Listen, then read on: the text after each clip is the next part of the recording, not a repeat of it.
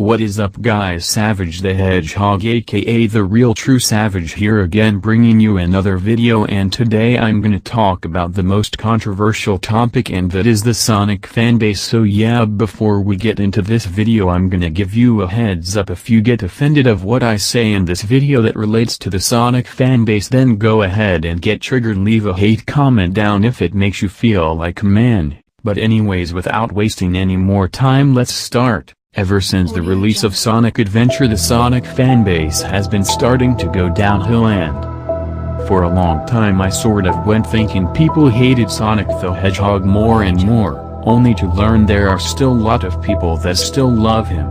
Well, why did the Sonic fanbase become this badly messed up? From each new games, to new characters and so on, the Sonic fanbase has been getting worse and worse. Though I kept hearing at least Colors and Generations, and I think Mania, at least ended up being great. Kind of sad seeing the Sonic series having a fanbase become this bad. I mean, from the old Genesis days it was pretty good, but think starting from Adventure it's when the fanbase started going downhill to a number of games that were considered bad. Even new characters, or at least half of them, got badly hated. Again, kind of sad seeing the Sonic series with a messed up fanbase, cause I grew up with Sonic the Hedgehog, and here's when things really get fucked up. The release of Sonic the Hedgehog 2006. Yes, ever since that game has been released people have been wanting to ship Sonic and Elise together. Our fandom is bad enough with that shit in it. So what can be said about this fanbase that hasn't already been said? It's fucking hell, from the damage controlling to the bullshitting this fanbase does on a regular basis. But the real question is, the fanbase truly bad? The answer to that question is yes. And no. While there is a bunch of knuckleheads out there that spread bullshit, be hypocrite, or pretend like they like this series when they really can't stand it, there is a good amount of fans that are actually very knowledgeable, nice, and down-to-earth people who do amazing things for this fanbase that we may not have seen if we weren't a part of it.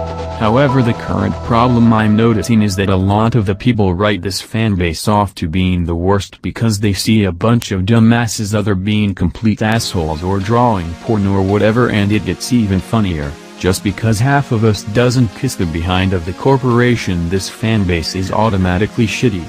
So do they expect us to operate like a hive mind or customers because we can't do both without sacrificing something? I wonder what they think of the Mega Man fanbase, who hasn't received a new game since Legends 3's cancellation. No, Legacy Collection is another port, not a new game, and then there's these assholes. I know this fanbase always tried to find excuses for Sonic's success in recent years, but is resorting to damage controlling something as bad as Boom and making up excuses for the developers' reasoning for why Mania is not a rehash really worth it. Hypocrite. You Adventure fans damage control about why the Adventure games are good. Why Sonic 06 didn't damage a thing. Why Sonic Colors didn't save the franchise. And sales numbers. Let me go first by saying that's not damage controlling. Beside the Adventure comment, everything else have actual evidence to it. We're not gonna sit up here and lie saying Shadow the Hedgehog or Sonic 06 were good games. Even if we like the games, we at least understand why people don't seem to like them. I thought Sonic 06 was alright while everyone else saw the game as complete shit, but I'm not gonna say 06 was a good game. Shut it, because my enjoyment of the game was in the green ist yellow area. But this guy and his buddies will defend Sonic Boom and Sonic Mania in any way they can. Sales numbers? Who needs that when I thought the product is well worth the time? The beauty of it all is, the fans in this fanbase can smell the bullshit from a mile away, and we all know who's spreading it like a wildfire, and his name is Damage Control Donnie. So apparently you're not along to have any form of opinion against Mania unless it's 100% positive, and this is from the same people who say you adventure fans are so negative. Look like the shoe is on the other foot now. The opposite side are getting salty because there is a group of people who have different views about Mania, and as one of the admin of this page I can tell you it was a total headache trying to shut down all this BS about us hating Mania when we said nothing of the source. And keep in mind there's 3 of us and we all got lost trying to figure out who is responding to what before we can up with the rule of 1 at a time, which we should have done earlier, but oh well. Oh, and here is my favorite line from these knuckleheads: why do you care about Mania? You're an adventure fan, stay in your lane. That had me rolling, because just because we're adventure fans our opinion about Mania is invalid. Then I guess all the classic elitist who said Sonic went bad when he gone 3D need to put a lid on it, since their opinion about the adventure games or anything of its kind is irrelevant.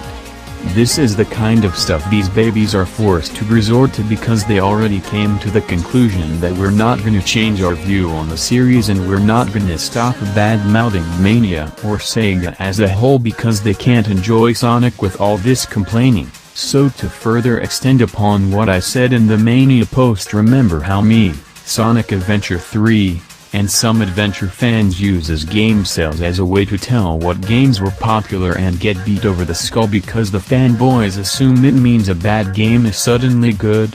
Yeah, now the fanboys are starting to throw out how Sonic Mania has sold out online. Yeah, like real applause, you know.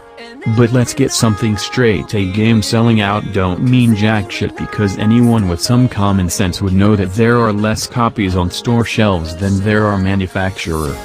Let's remember how the Nintendo Wii, the Amiibos, and the NES Classic sold out. It isn't because these were great and wonderful things to have, or the stores just have a hard time keeping them on store shelves because the million of peoples bought the system at launch. It all goes back to supply and demand. If you have less supply of a product, the demand for said product increased. So how do you even know Amazon or GameStop had enough pre-order copies for all the people who are supposed to be hyped for Mania? Don't tell me you're just doing this to shut up us adventure fans, because if it is, you have a lot to learn about marketing and how a game succeed. And I don't know why people are acting like Sonic Mania is going to return interest in Sonic when it's just the same people who've been here since the 90s or the adventure games. Where are all these so-called old fans at? Because all I see is smoke and mirrors and a whole lot of bullshit. It's just something I saw earlier this week and decided to comment on that statement. So yeah, I think I have gotten enough to say of my chest, and hopefully you Sonic fans are watching this video because I'm telling you all how it is. I mean, you can't just go and complain and about something, you just gotta accept it the way it is. But as always, I'm Savage and thank you for watching this video, and be sure to like, comment and subscribe for more updates, theories, leaderboards and more awesome content. And always I will see you guys next time. Catch ya on the flip side.